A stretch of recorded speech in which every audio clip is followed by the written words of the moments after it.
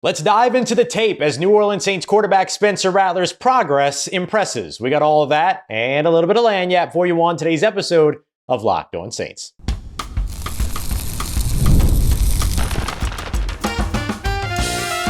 You are Locked On Saints, your daily New Orleans Saints podcast. Part of the Locked On Podcast Network, your team every day. What is good, Who Dat Nation and Who Dat family? I am your host, your friend, Ross Jackson, New Orleans native, your New Orleans Saints expert and credentialed member of the media covering those New Orleans Saints as a Saints beat writer over at LouisianaSports.net. And on today's episode of Locked On Saints, New Orleans Saints pass rush desperately needs a boost. They're getting a lot of sacks, but they're not getting a lot of pressure. But don't worry, help might be on the way. Rookie safety Jonas Sanker impressed in his debut, and Spencer Rattler continues to impress by showing progress in three major categories as a quarterback. Let's dive into all that today as we get into our Film Watch Wednesday here on Locked On Saints. We appreciate you very much, as always, whether it's your first time or your next time, being here with us this time, making us your first listen, and being an everydayer here on the show, which is a proud part of the Locked On Podcast Network, your team every day. Today's episode is brought to you by Mazda. Just like the players, we sweat every detail because when you make every move count, pulling off the unexpected is only the beginning. So stay tuned later for highlights in this week's Moving the Game Forward, Mazda, Move and Be Moved. New Orleans Saints quarterback Spencer Rattler absolutely impressed with the progress that he showed on Sunday. We dove into some of the numbers in yesterday's episode. So if you missed yesterday's kind of Analytics Tuesday episode, if you will, we dove into all that during that show. You can head back and check that out after this. But now I want to go into a little bit of the tape. Obviously, I can't show any tape on the Locked On Saints show. The NFL does not allow that, but I'll have a film study later on this week over with their insider program. You can click the link in the description and I'll tell you some other ways to join that later.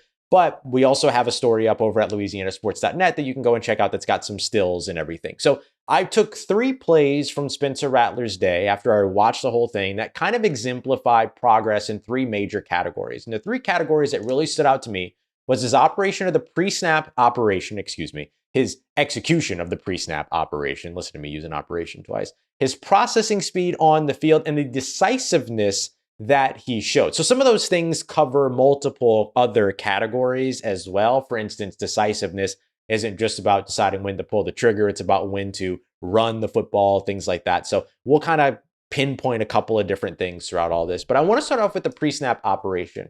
And to me, one of the biggest plays from Sunday against the 49ers that exemplified that the best was the 39-yard pass down the left sideline to Rashid Shaheed. In that play, the Saints come out in a 2-by-2 formation, meaning there's two receivers on one side, two receivers on the other side. They were in 11 personnel. They lived in 11 personnel again this week, over 70%, a far cry from last year's New Orleans Saints team, who ran 11 personnel just 33.3% of the time. Now, you might think that injuries had something to do with that, but even early on in the season, when they still had all their wide receivers, they were still running over 40% of their offense in 11 personnel, but that's it. So seeing the Saints over on this side of things, we talked about the modernity that this brings the Saints into. That's a little bit of that. That is in tune with current trends around the NFL. Before the snap, though, they end up motioning and moving Juwan Johnson back from being in line at tight end to kind of being in the backfield. That was something that the Saints did more than a few times against the San Francisco 49ers front, kind of causing the 49ers to kind of designate or dictate themselves a little bit. So that's a good move there. It allows you to be able to see how the linebackers react, how the safeties react. And in this play, when they motioned Juwan down, the safeties ended up changing their rotation, showing their rotation a little bit because of the motion of Juwan. So what happened was that they started the San Francisco 49ers with kind of this two deep safety look. And then once Juwan moved into the backfield, you saw one safety creep down and you saw the other safety get a little bit more depth. It's a difference of maybe 1 or 2 yards on either side, but you saw that creep. And so when that happens, that tells you that very likely there's going to be an over-the-top safety rotation to where one of those safeties is going to come down to the box and another one is going to take the deep middle of the field. Here's the thing, though. When you're taking the deep middle of the field as a safety, but you're starting on one side of the hash marks, you've got a long way to go to get to that opposite side. And so that's what happened here. They had the field safety, meaning the hash mark where the ball is on the hash mark. The short side is called the boundary side. the wider side where there's a lot more before you get to the boundary or the out of bounds line. That's the field side. That field side safety was on one side of the field, basically before the snap, while Rashid Shaheed was on the entire opposite side. So he knew he had Rashid Shaheed one-on-one with a single high safety over the top, takes a snap, makes the read, make sure that that rotation happens. The one safety comes down, the one safety gets over the top. But by the time that safety crossed the other hash marks, the ball was already up.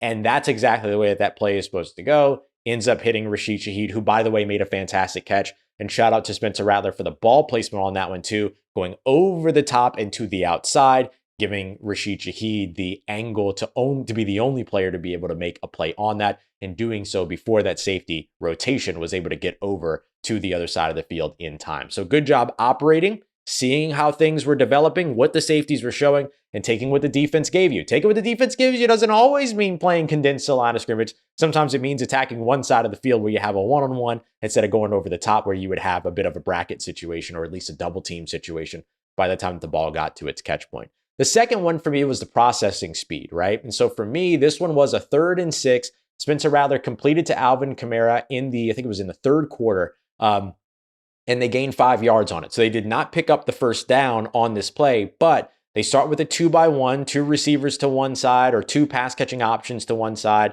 It was actually a 3-by-1, 3 on one side and then 1 on the opposite side. Again, an 11 personnel as they lived all throughout this. They took the snap, and then as they take the snap there, you end up seeing everything completely covered very well. There was a window in the middle of the field where they could have tried to fit a tight window throw in, but you might have gotten one of those receivers hurt doing that. And so instead, Spencer Rattler starts from the right side of the field, reads all the way across, and then ends up dumping the ball out to Alvin Kamara, who had leaked out through the offensive line and then started to break out to the left sideline. So he goes from right to left, full field read, and then ends up dumping that one off to Alvin Kamara, who goes and he picks up 5 yards on 3rd and 6. They convert the 4th and 1 on a Spencer Rattler run. So again, good processing speed there, getting the ball out and being able to manage a little bit of that pressure and being able to step up to deliver that pass. Finally, decisiveness. I'm going to go with the ground game and the legs here. And this was Rattler's 9-yard run on also a 3rd and 6 on the play.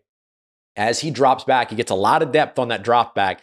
And Kelvin Banks Jr. gets beat around the left side. Taliesin Fuanga gets beat around the right side. It's not a great situation for any quarterback, but he begins to throw the football, feels that pressure, tucks the ball back down, and then escapes right up the middle. Looks like he's going to go down, but then fights through that contact to go and get the extra yardage. So a lot of that play is going to be made about him fighting through the contact to go and pick up the extra yardage and convert the first down.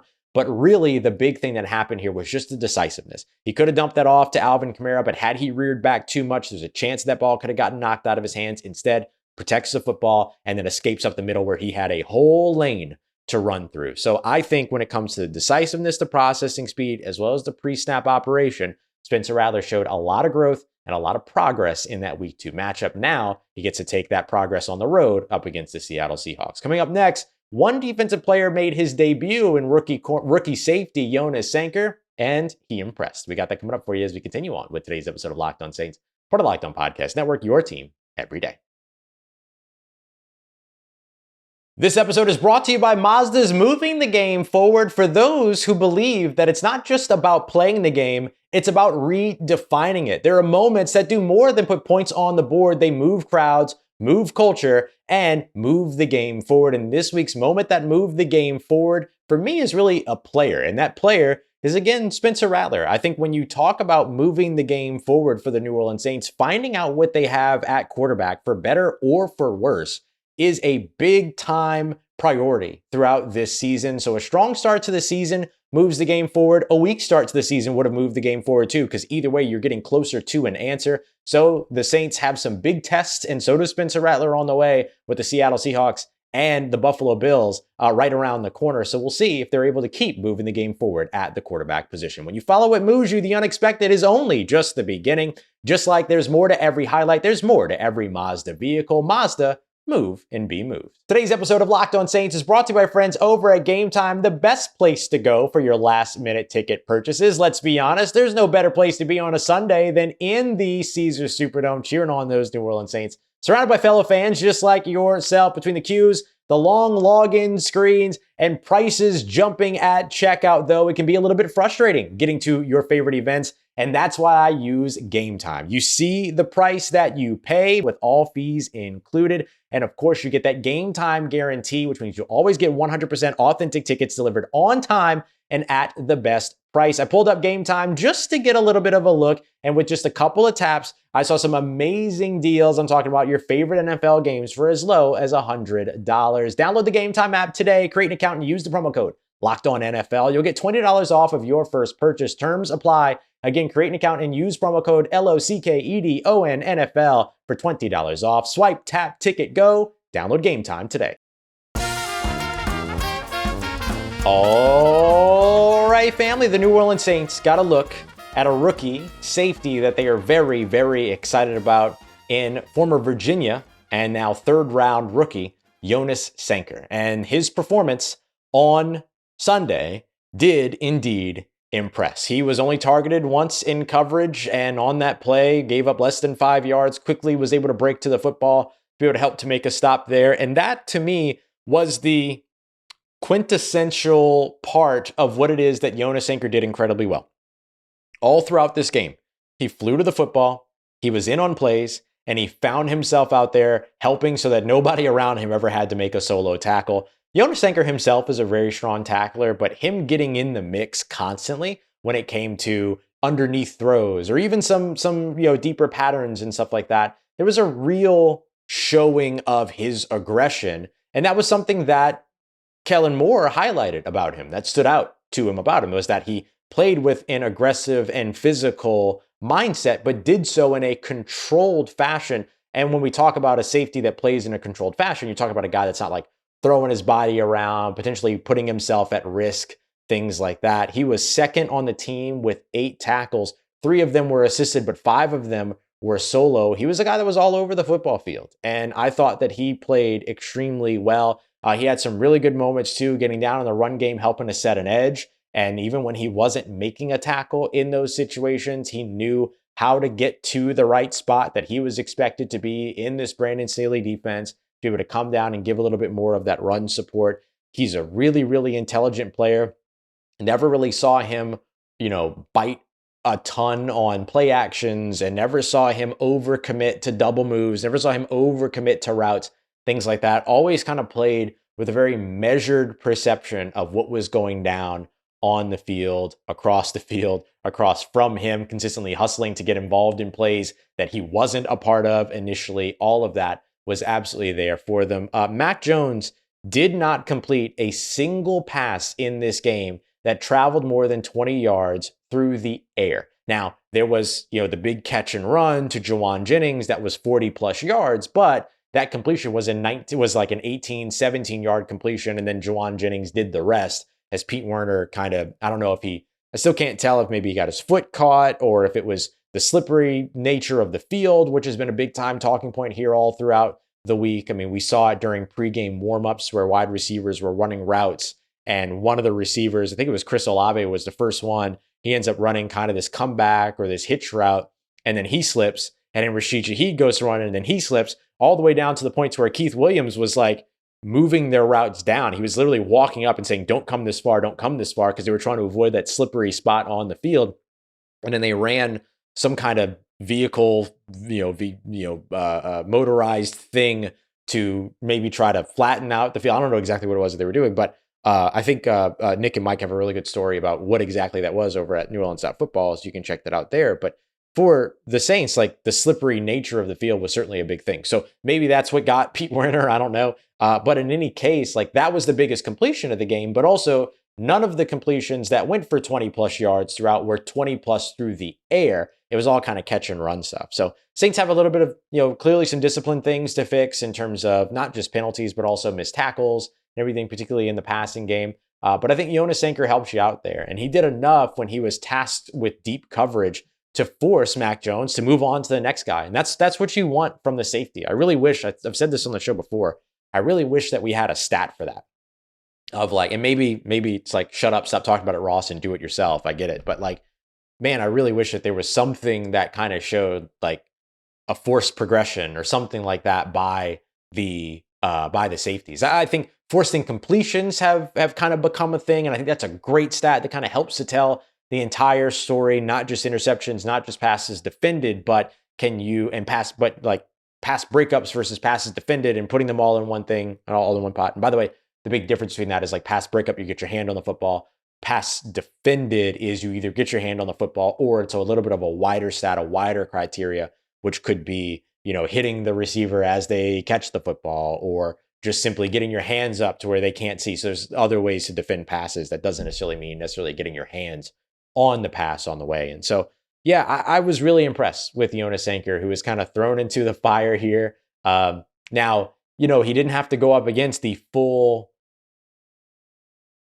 complement that or the full artillery, if you will, of what it is that the San Francisco 49ers have to offer on offense. Don't get me wrong. But in any case, I mean, Juwan Jennings made big plays. We saw Ricky Pearsall make some plays. And so you didn't give those guys more than what was necessary. You made them earn what they got.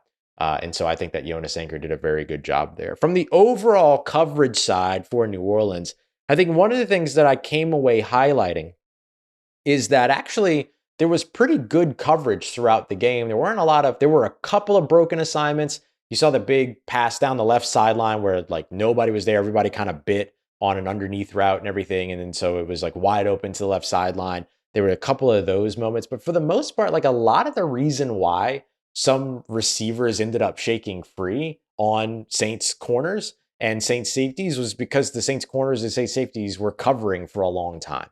And so we'll get to pass rush here in a little bit. Absolutely needs a big time kind of revamp as we go in, or not really revamp, but they need a bump there.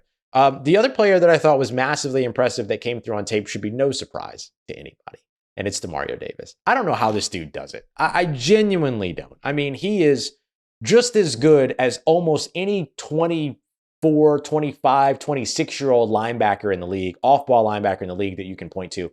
Demario Davis, at the age of 35, 36, whatever he is just as good as any of those players. And it's absolutely incredible to me. Like, this New Orleans Saints team is so lucky to have a player like Demario Davis right now. We were highlighting this a little bit during the squad show, and I really like what Dylan Sanders said when he said that, like, Demario Davis might not be a part of the next New Orleans Saints Super Bowl team, but man, he is never going to be forgotten for his contributions to this team. And the fact that he walked away during this game, leading the team in combined tackles and just flying all over the field. It's the first game in a while that I don't think I saw him actually make a tackle for a loss and then get to go out there and do his celebration. But outside of that, still found a way to impact the game with the fumble recovery. And of course, making some big hits on some players as well. And so I wanted to quickly highlight Demario Davis too as somebody that just never fails to impress me with how good he still is in today's NFL, which has experienced so much change from how how offenses attack defenses. It's experienced so much change about the changing at the linebacker room as a whole, and he's survived it all. And here he is, still making all of these big plays. All right, coming up next, the New Orleans Saints defense absolutely needs a boost when it comes to its pass rush, and one might be on the way. We got that coming up for you next as we continue on with today's episode of Locked On Saints, part of Locked On Podcast Network, your team every day. Today's episode also brought to you by our friends over at FanDuel. The NFL season is here, and FanDuel is making sure you're ready for each week's kickoffs with a can't-miss offer. Right now, new customers can bet just $5 for your first bet, and if that first bet wins, you'll get $300 in bonus bets to use across the app that includes same-game parlays, live betting. You can get into some player props as well. You can also dive into, of course, the things that you know and love, spreads, money lines, things like that, over, unders for scores, win totals, a ton for you to check out over at FanDuel today. The New Orleans Saints going into this game as a big-time road underdog, 7-point underdogs on the road with this one up against the Seattle Seahawks. Maybe you like them to cover that. Maybe you like the Seahawks to win and win outright. Well, you can find all of it over at FanDuel. So you ready to play? Well, download the FanDuel app today by visiting FanDuel.com to get started. That's FanDuel.com to make your first $5 bet and your chance to walk away with $300 in bonus bets. Let's get it, Who Dat Nation. The New Orleans Saints, edge rushers, pass rush, edge defenders, they desperately need a boost going into this game up against the Seattle Seahawks, and they just might get it. going into this week. Fingers crossed if you're a New Orleans Saints fan on this one, which of course you are, you're watching the show, that Chase Young is available. Because if Chase Young's available after missing those first 2 games with a calf injury, then this New Orleans Saints pass rush gets even better going into week 3. There are some deficiencies when it comes to this pass rush. I want to highlight that. So we'll dive into why the pass rush needs help, why the edge defender role is about to become a thing again going up against the Seattle Seahawks, and of course the value that Chase Young brings to both of those conversations. So the pass rush is in need of help for a couple of different reasons. The number one thing that you might be thinking to yourself is, what do you mean, Ross? They're tied for the second most sacks in the NFL with 8. Only the New England Patriots with 9 have more than New Orleans. And that is very, very true. The Saints are indeed tied at number 2, or for number 2, across the entire league when it comes to sacks. There's no doubt about that. But here's the thing. The Saints' pressure statistics have not been great. And they are right now sitting with a 22.2 pass rush pressure percentage, according to our friends over at True Media, making them number 30 in the NFL. So when they get those pressures, they are finding their way to the quarterback. We broke this down in yesterday's episode as well. But now going into a game up against the Seattle Seahawks, this is going to be very important because Sam Darnold can be effective, not very often, but he can be effective when kept clean. And if he's only experiencing pressure, let's say at 22.2% of the time, that's going to cause some issues for New Orleans because it's going to give him an opportunity to start to get comfortable and see what it is that he's going to be able to do going up against this New Orleans Saints defense that's looked a little weak when it comes to covering over on the backside, right? Covering when it comes to pass coverage down the field. Now, the Saints only had a 19% pressure rate when it came to what they did in the week 2 game up against Mac Jones. It was one of the reasons why he was able to even start running on them at one point. At one point, he ran for more than like a 10-plus yard run at one point. But then they had a 25.6% pressure rate up against Kyler Murray and the Arizona Cardinals. So you'd certainly like to see them closer to their week 1 level of production than their week 2 level of production. And there is an obvious part of that is aided by having Chase Young on the field. Chase Young had his career high in pressures last year, no matter whose pressure statistics you're checking. Even though he didn't finish enough plays at the quarterback with only 5.5 sacks on the season, he still gives you somebody that can add some pressure. And from rushing from that wide 9, much like we saw with Carl Granderson and Cam Jordan over the course of the first 2 games, clearly there's some things that are working there, and they have been able to finish more plays at the quarterback. It's why their sack numbers are high, even though their pressure numbers are low. Whereas last year, both their sack numbers and pressure numbers were kind of right in the middle of the NFL, number 18. So I guess it's not right in the middle, but just below average across the league. And so Chase Young certainly helps you out there. But here's the other thing that this edge rusher group is going to have to help you with. And it comes down to being edge defenders, and it's setting the edge in the run game. The Saints are very familiar with what it is that offensive coordinator Klint Kubiak wants to do. He was the offensive coordinator here in New Orleans last year. Now he's the offensive coordinator over in Seattle. And so when it comes to running the football, the Saints know where the point of attack is. They know where the target is, and they know where the tracks are going when it comes to the handoffs. They want to get outside the tackle. They want to get to that 9-8, kind of gap of getting over all the way to the outside. And so those edge rushers are going to play a big role in forcing potentially some of those rushers back towards the inside. That's what you want to do in this situation. Remember, the wide zone rushing offense is going to create multiple gaps and start a running back on a wide trajectory or a wide track outside of the tackle. And that's going to be the first point of attack, is to be able to get around that edge. But if that edge is taken, they're trying to open up a hole in the middle for them to be able to cut back. And they're trying to also give them an opportunity to be able to completely reverse field. And so the discipline of both of those edge rushers, whether you're on the play side or on the back side of the play, is going to be vital in terms of trying to force some of those rushes back towards the inside. Nick Underhill, my good friend over at New Orleans Football, when we were doing our NOF pod for the week, one of the things that he talked about was how effective the Saints actually were in that category against the San Francisco 49ers. It's one of the reasons why San Francisco only ran for 3 yards per carry last week. And the thing that we know very much about a Klint Kubiak offense, having all experienced that together here in New Orleans, is that if you make Klint Kubiak if you force Klint Kubiak to do, things that make him uncomfortable, you have a chance up against him as a defense, regardless how talented your secondary is, how talented your pass rush is, all those other things. And if the secondary, by the way, isn't having to cover for 5-6 seconds, then maybe you'll see some improved play there in terms of the coverage players. And so that pass rush is going to be really, really important. That setting of the edge is going to be very, very important as well. And Chase Young is a good run defender. Like, it's not something he gets a lot of credit for. It's not something that a lot of people get to know about him or get to talking about when it comes to talking about him. But he is a good run defender. And so is Carl Granderson, who currently sits with 3.5 sacks through the first 2 games, just 2 off of his season total from last year at 5.5.